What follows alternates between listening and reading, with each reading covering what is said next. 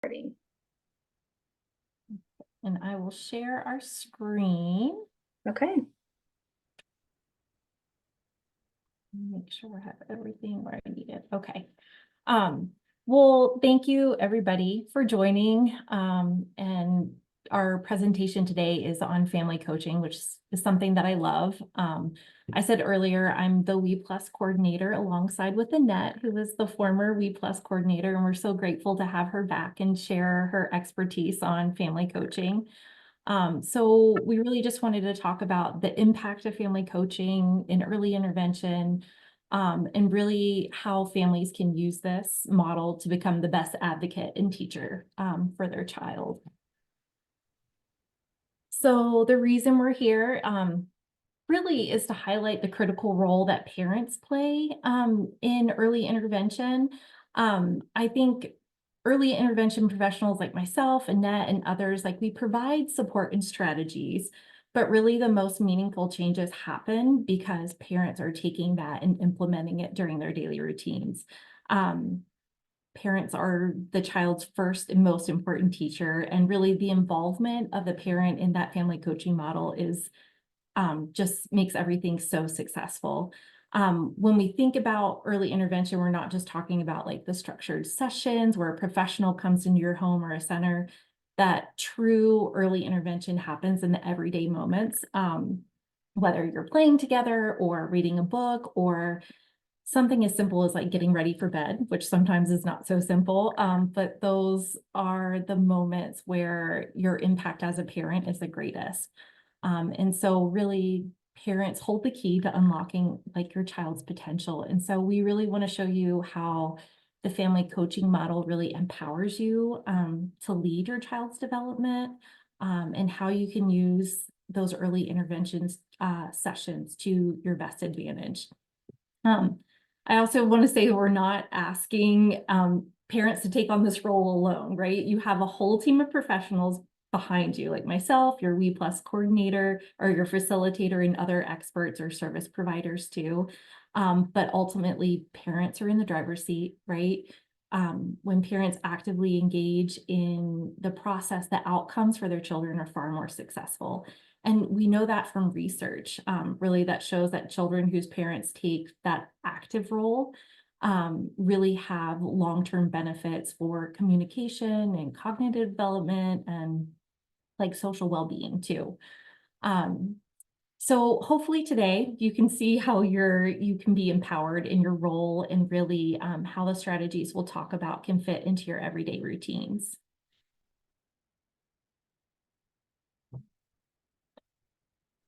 So what we're really focusing on when we talk about coaching and family coaching is really the six in the 136. And so just to review that really quickly, there's a guideline that's been nationally established that we want all of our professionals to follow, and it's the 136 rule. And so, to have your baby screened by 1 month of age, and then by 3 months of age to have a diagnosis. Now that can vary from child to child, baby to baby, because of different factors, but that's the standard that we're looking towards.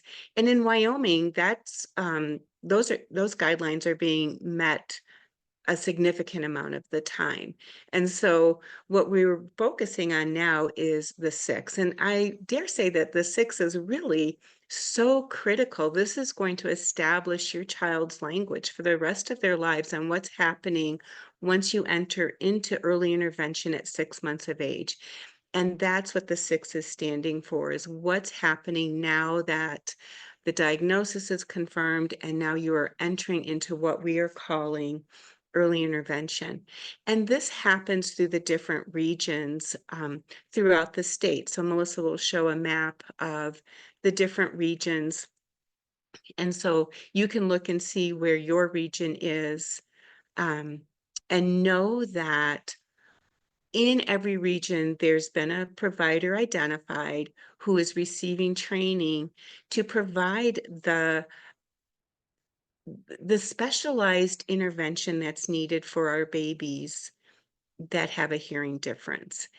And one thing that I was thinking about is preparing for this is that we are training our facilitators to become even better in family coaching principles. And it's so critical for, again, for our babies that have a hearing difference, but these strategies are good for any baby that the facilitator, the therapist works with. So I know that all of the providers throughout the state are benefiting with all the families that they're working with as they learn better family coaching principles. So think about how you would define early intervention. And as Melissa said, it's when you have your facilitator in your home. And we call our providers facilitators because not only they might be speech pathologists, but they could be a teacher of the deaf. And so we call them We Plus facilitators, and they're coming into your home. And so that's early intervention. And what sets early intervention in your home apart from a clinical service is that you are able to focus on regular activities and daily routines. And so, if you think about when your provider, your facilitator comes into your home, these should be topics of conversation. What is it that you typically are doing with your baby? What are your routines that you could add some of these important strategies that we know work really well in helping your baby develop their language skills. And so, one of the things that we want to continue to talk about and continue to encourage in those visits is that facilitators are using the toys that you have in your home, that they're kind of joining whatever routine is happening at the time of the visit. I know when I first started in early intervention, I felt like it was very programmed. The parents might have been doing snack, but then I walked in the house and we stopped and I brought out my little toy bag because that's what we did 20 years ago. And we started to play with the things that I brought in the home. And while that's effective and there's benefit of that, what we do now know what we now know is that if we can join what's ever naturally happening in your home at that time when your facilitator arrives, when there's a routine that's happening, just for them to join and to observe and see what kinds of strategies can be added. And so I want you to think about how often during your visits are you talking about a regular activity? Are you identifying a daily routine? Maybe one that's challenging, maybe one that you would like to see more language. And so just keep that in the back of your mind. That's really foundational for early intervention. It's a foundational principle of early intervention that it's happening during regular activities and daily routines. So, again, keep in the back of your mind, how often are we talking about my regular activities and my routines with my baby when my facilitator is in my home?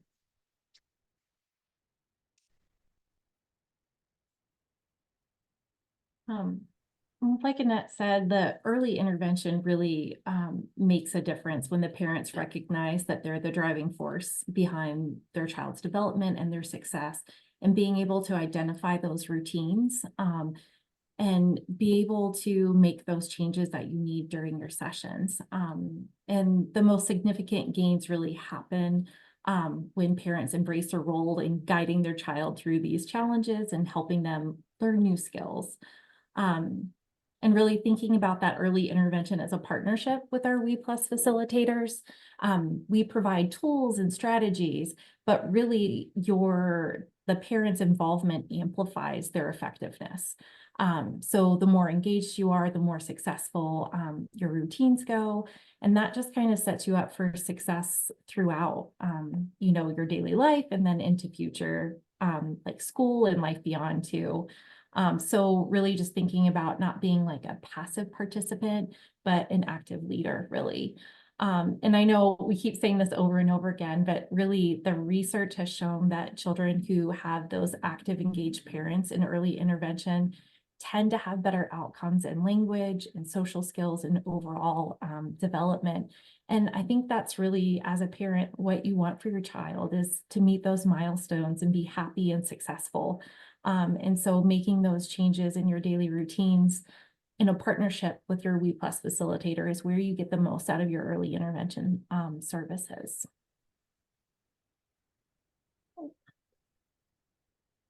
Sorry, it doesn't want to switch for me for some reason. There we go. Okay.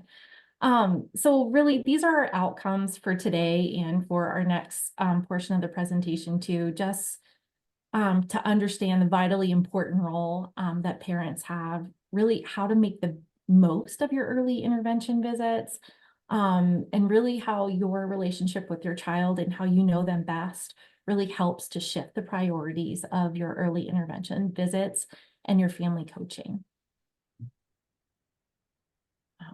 So we did want to talk about parent responsibilities.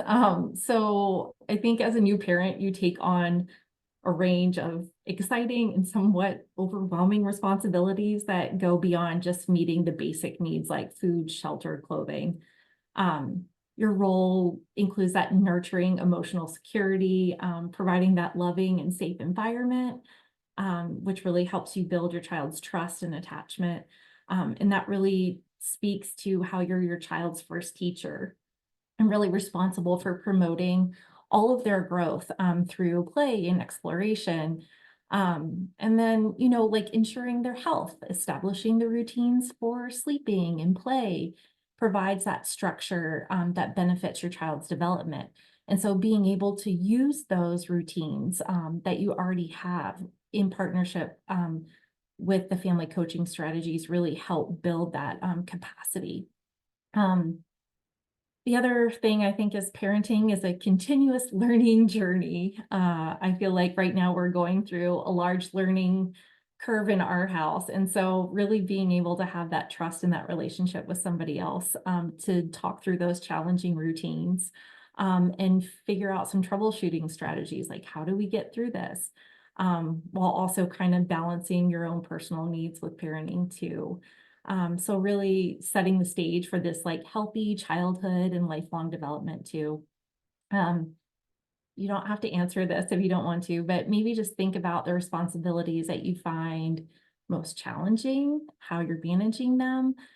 Sometimes that's a way to talk through a challenging routine during your early intervention services, or if something's going really well, like how can you build on that? How can you change just a couple things to make it even more effective for you, how to provide that language rich environment as well. Um, and so along with just, a new parent or an experienced parent too, it's a profound responsibility. It requires patience and love and constant learning, and focusing on basic needs, emotional, social, cognitive needs too. I think when you have a child with a hearing difference, you also have some really unique experiences. In addition to those general parent responsibilities, you learn how to advocate for your child. So you're their primary advocate. And so really making sure that they have access to the right resources, services, accommodations, getting started in early intervention services, working with audiologists, coordinating with daycares if that's what you need to. And all of those are things that with a partnership with a facilitator really can be supported. Um, in addition to that, being familiar with the various hearing technologies, hearing aids, cochlear implants, um, learning about communication options too, using sign language, using spoken language, a combination of those. And actually being able to talk through that information so you can make informed decisions for your child, because you know your child best. And so the other thing I think too that I've heard from a lot of parents is making sure that you have a network, not only of professionals, but other families, other parents that might have already walked the path that you've been through, somebody that you feel like you can talk to. And I know Kim Ryman always talks about how making those initial family connections is really important. So making sure that you have that additional support that you need. And then also knowing that language development for children with a hearing difference also requires a little bit more focused attention. Um, Whether or not you're using like spoken language or using sign language or both, you really have to be conscious about giving that language rich experience, being able to provide that language rich environment around your child so they are able to develop that language that they need.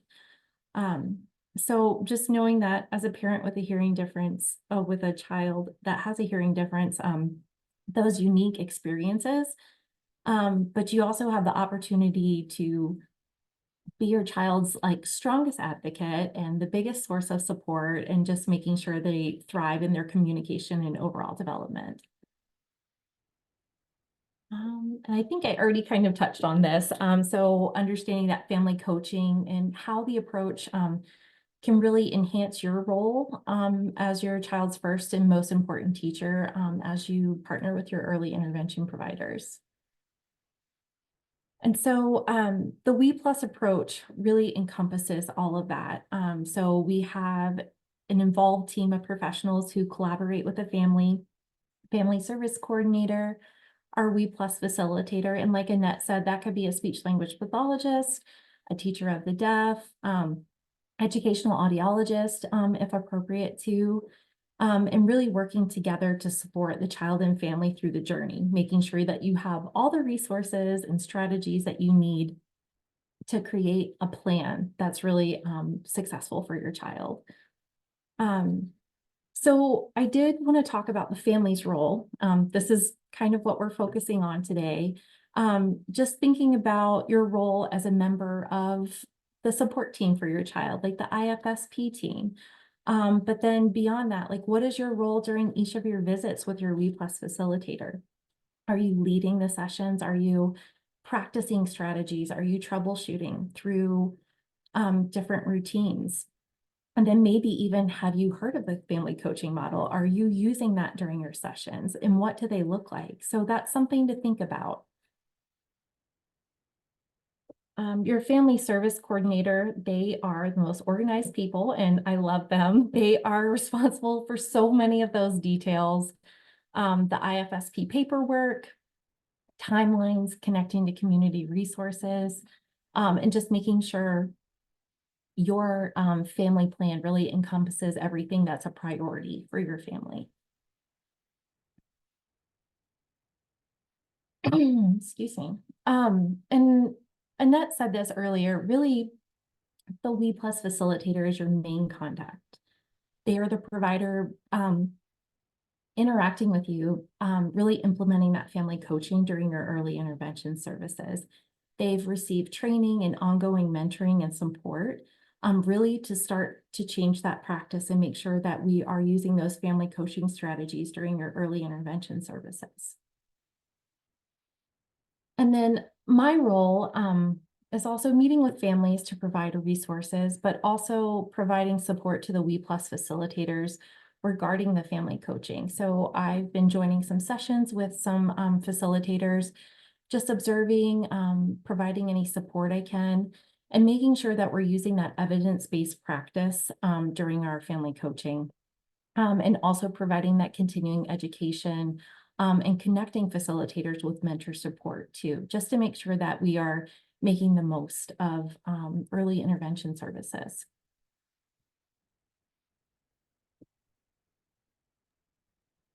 So you may be wondering, what is parent coaching and how is it done? And so um, what we talk about today and then in more detail in 2 weeks, we'll really go into what is parent coaching and just give you some tools um, to help make your visits even more fruitful for your child.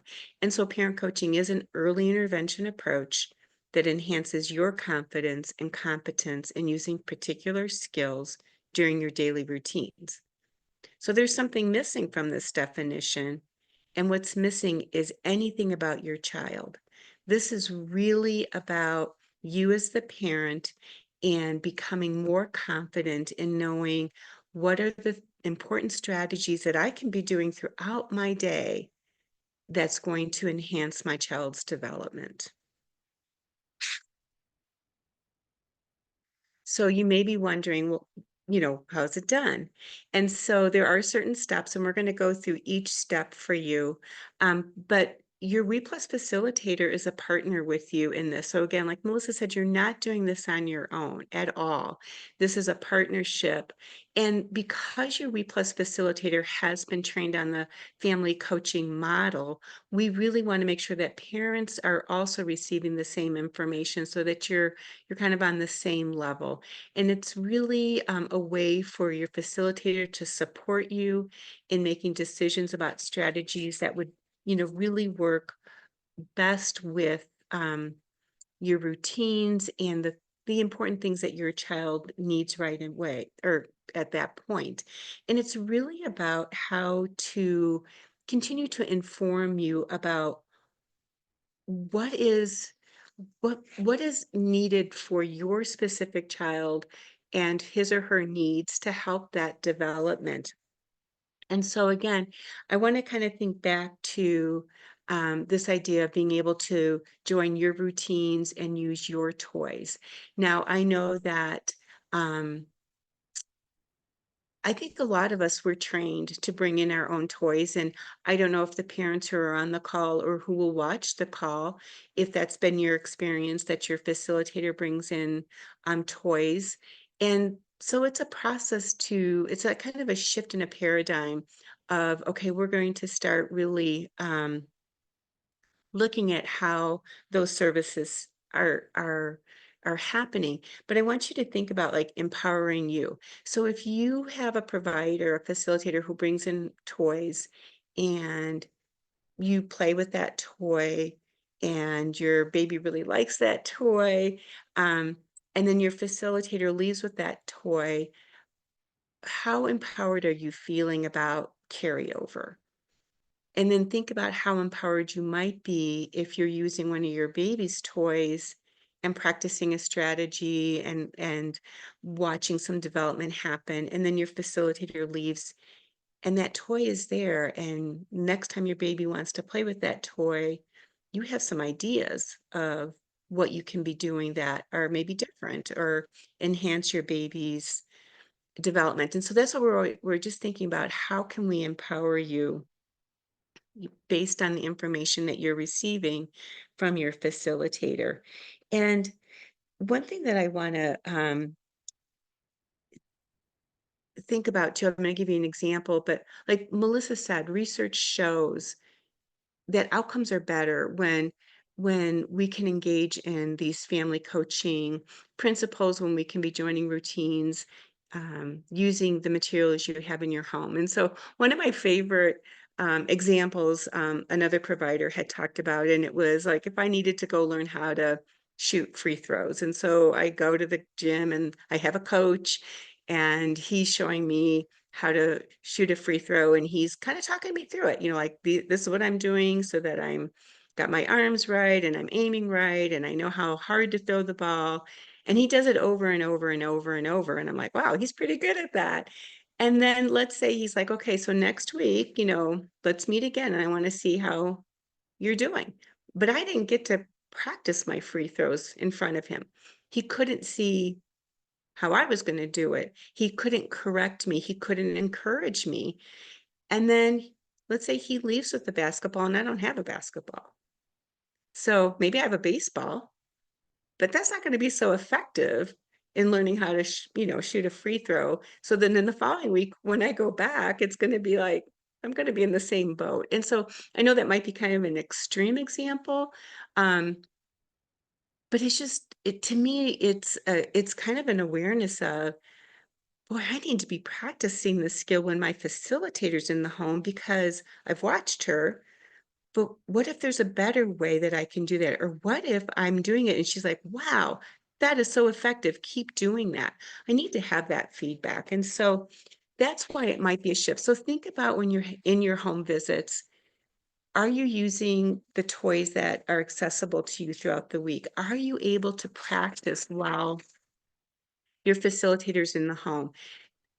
That takes a level of trust. And so your facilitators, we have amazing providers across the state of Wyoming, and their strength is in joining families and establishing those trusting relationships. And so it kind of flows where you can now begin practicing those strategies that they're bringing in, they're informing you. These are the things that are important to help your baby.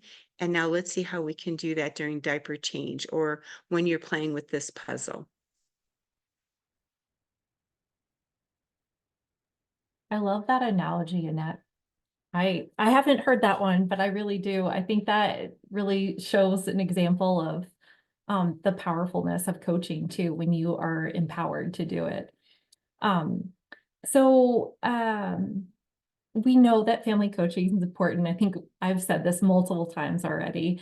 Um, with research that shows like supporting parents' involvement and active engagement during sessions, and really seeing that language outcomes and overall social emotional well-being too. Um, but really another aspect of it is that early intervention really focuses on the child's development, especially during these early formative years. So the brain is rapidly growing and making these new neural connections during these first few years of life. And so it's in these really early years of early intervention, right, is where we make the most significant impact. And so by using that family coaching, we're ensuring that you can effectively support your child's development every single day. A facilitator comes in once a week. They're there for about an hour. You work through that and you are with your child every single day. And you are able to continue to facilitate that growth and that development. And so really this family coaching model allows us to really create these personalized plans for you and your child, right? It's for your routines, it's for your schedule, it's for their needs. So it's not really a one size fits all strategy, like we're going to do this, but we really work together to find out what works best for you and your child, and in your family's routines.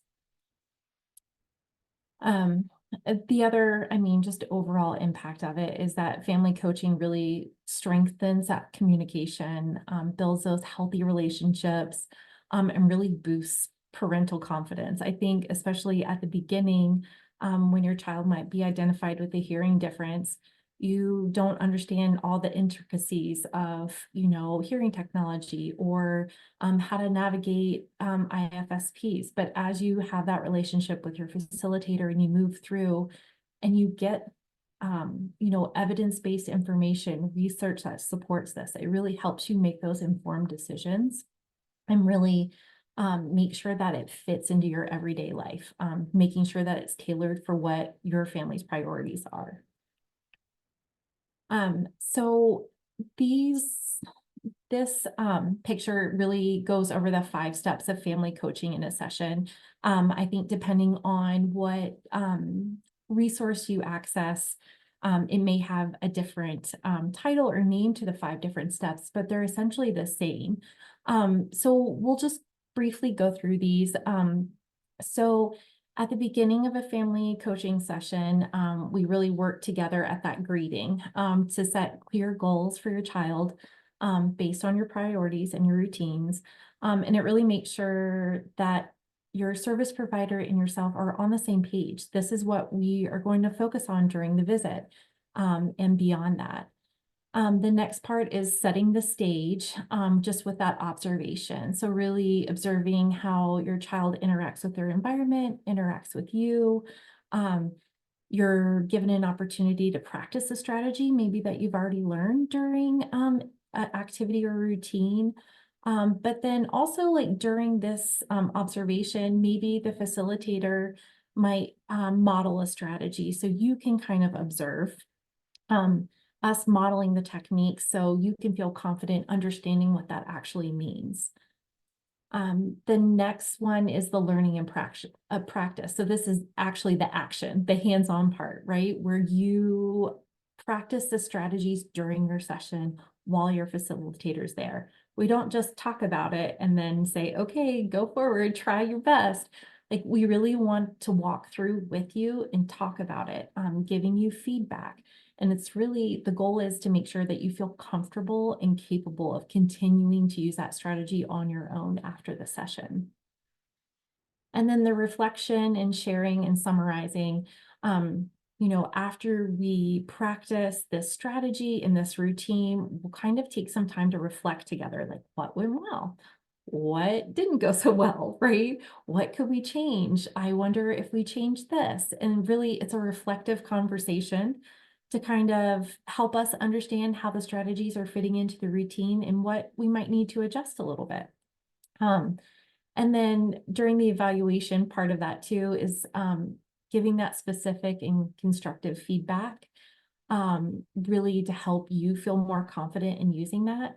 But it also gives us an opportunity to plan that joint planning for our next session over the next week. What routine are you going to try to use this in? How do you think it will go? What do you think will make you successful? And then we start that process all over again by reviewing what we practiced during the last session. How did it go over the last week? Tell me the successes, tell me the challenges. And so at our next first and thirds, we'll really be diving into the specifics of the family coaching, and how they can really enhance your role in early intervention. Um, One thing I would like over the next couple of weeks, I think it's 2 weeks until we meet, maybe for families really to reflect on your current early intervention services. Think about what they look like for you and your child. Like Annette said, what does that look like right now? Are you learning new skills? Do you have the ability in practicing those skills during your sessions? Do you feel like you're able to troubleshoot through some of those challenges or those challenging routines that you have? Um, and maybe you already are using the family coaching model. So what's going well? Like, what would you like to do more of? Is there anything you'd like to change and make your sessions more beneficial for you, for your child, and what that can look like too? So there's some things to think about. I'm just gonna add on to what Melissa was just saying, that if you're not using a lot of these principles yet, don't feel like what we're saying that you're not getting good early intervention, because we know that you are.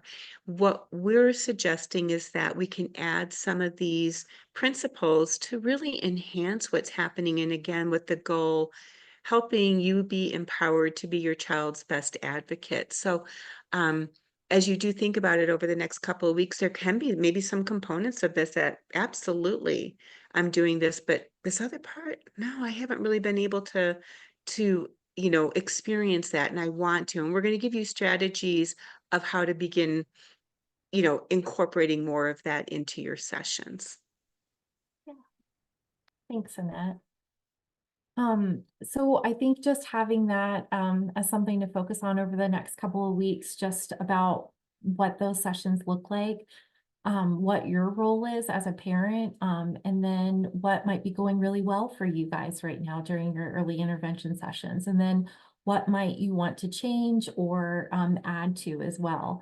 And so we'll go through, like Annette said, through those steps and just some strategies and some questions to maybe ask yourself and your facilitator as you're going through your sessions. Don't know if there's any questions right now or any comments.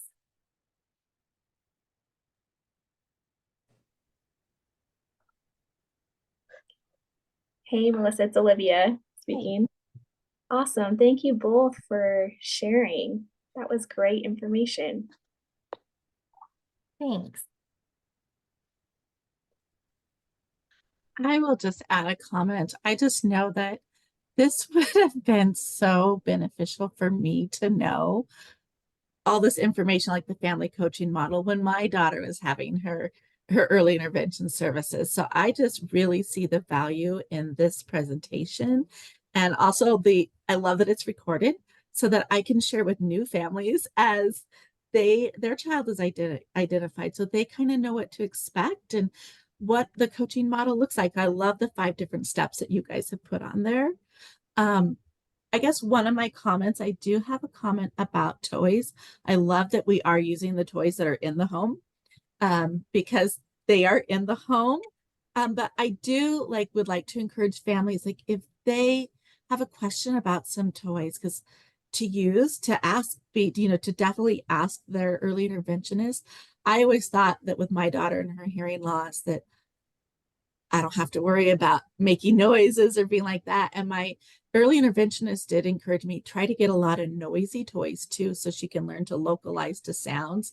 And so it's just something for me as a parent, like, oh, I didn't think about that. So definitely, I think having a toy discussion, like either as the early interventionist or as the parent, I think is always nice to do too. Yeah.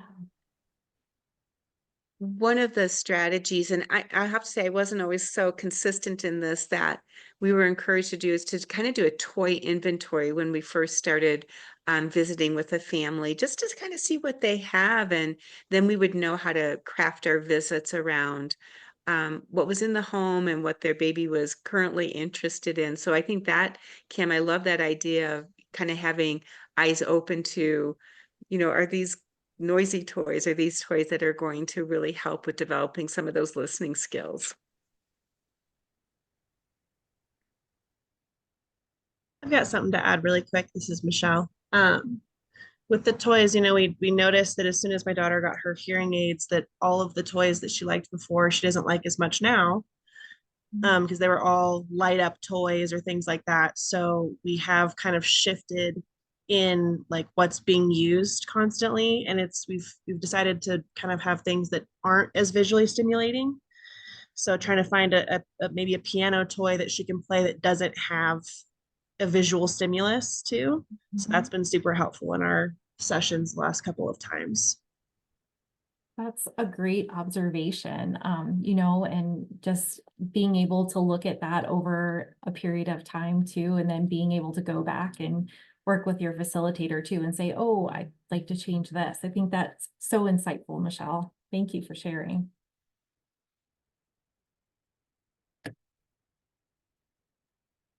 I think one thing I do want to mention is that there are probably many providers who do bring in toys and leave them. And I think that if that's a discussion that you've had and you understand, okay, so I'm going to be really kind of focusing on this particular strategy or whatever, I think that that's great. Um, I know I would always bring in maybe some different, I guess, arts and crafts kinds of activities when their kiddos got older to leave with them. And so I just want to clarify that it's not a all or nothing, that there's certainly some flexibility with that as well. I know I do not do crafts or art projects. That is one thing I am not good about. So I love the families that I work with that were really crafty and enjoyed those things, like we can engage and it's on their terms and they can do it. I am not very creative when it comes to that. So yeah, that's another way to think about it too. It's not an all or nothing, but maybe sharing those ideas.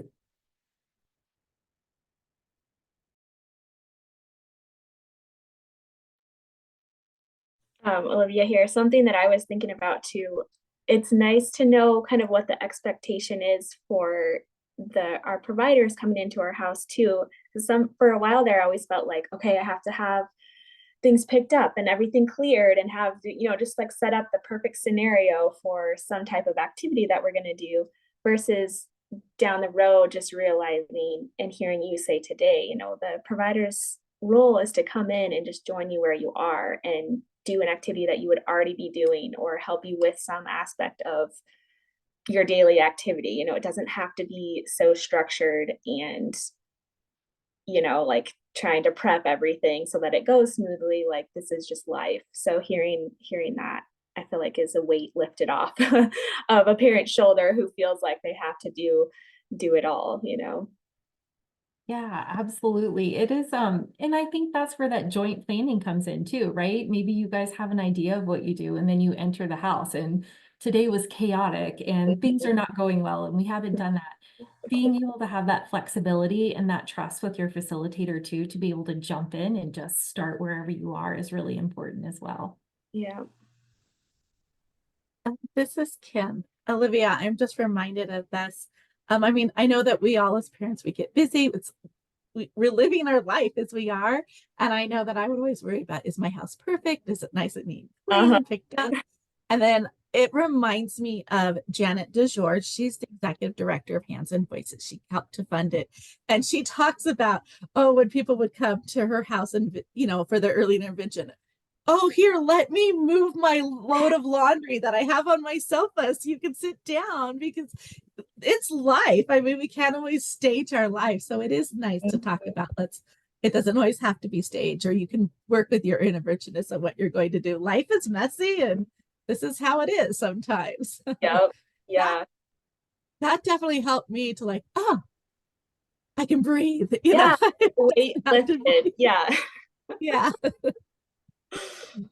And this is Annette, and I agree with that. And I think setting the stage like that from the very start is what's really helpful. Parents, I often think about this when early intervention starts. I mean, I would assume the parents on the call, you're probably like, I don't even know what this is going to be when somebody shows up my door. What does this mean? And to be given that permission, we're just going to join your life right now, and don't set anything new. This should look different than clinical services. There's a place for going into a clinic, absolutely, but the home, this is a different perspective.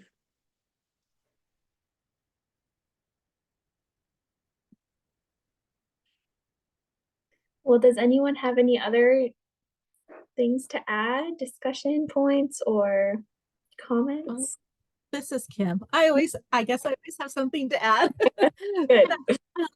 Another thing that I think is important to keep in mind as parents, these early interventionists are coming into our home, and they're there to help us. And I have been, down the road. My daughter's already grown and out of the house, but I do remember times where it was really hard. I had an early interventionist in my home every week for 45 minutes and felt like, oh, if I didn't do this, am I being judged? And just felt like I always had homework to do sometimes. And that is not the case. I mean, it was like, they're here. My early interventionist was so wonderful, and she was there to help me help my child. And sometimes we didn't even have early intervention. It was more like counseling for me as a parent. Like, I was overwhelmed and sad and upset, and just they were there to encourage me. So I just really, just have to take a step back and remember that they are like my biggest source of support next to, them, and then connecting with other families and talking to other families. And that's how we learn from each other. So it was, I don't know, it was just nice to be for me to like step back and say, they're there to help me, and they're not there to judge you. They're there. The early interventionists are there to help you and your child, and are your biggest support. Yes, very true.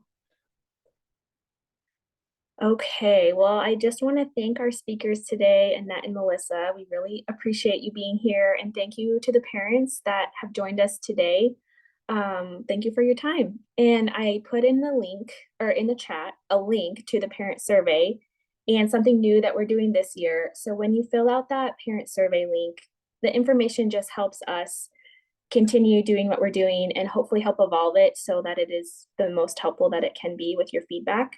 And then once you submit that survey, just a minute or two, that'll be your entry into a drawing that we're going to do once a month for a $10 gift card that hopefully a parent can use to just treat themselves and do a little self-care for the month, hopefully more than that, but something to add to it.